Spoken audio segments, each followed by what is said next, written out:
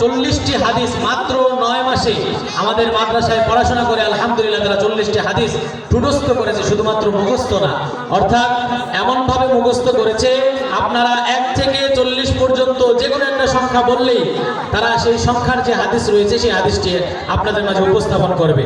আমরা আপনাদের মধ্য থেকে যে কোনো একজনকে এখন অনুরোধ করবো যে কোনো একটি সংখ্যা বলবেন। বলেন ভাই, যে কোনো একটা সংখ্যা 1 থেকে 40-এর মধ্যে। 23 নাম্বার হাদিস শরীফ, 23 নাম্বার,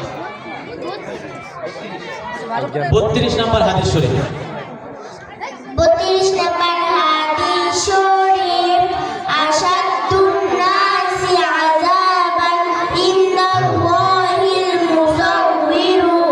হাদিস শরীফের অর্থ ছবি বানানো আল্লাহ তাআলার নিকট ভীষণ শাস্তি ভোগ করিবে।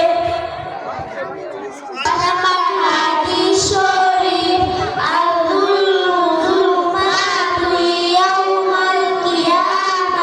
হাদিস শরীফের অর্থ যুলুম কিয়ামতের দিন ভীষণ অন্ধকার হইয়া দেখা দিবে।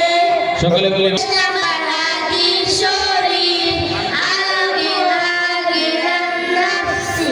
হাদিস শরীফের অর্থ প্রকৃত ধনী হইল আত্মার ধনী।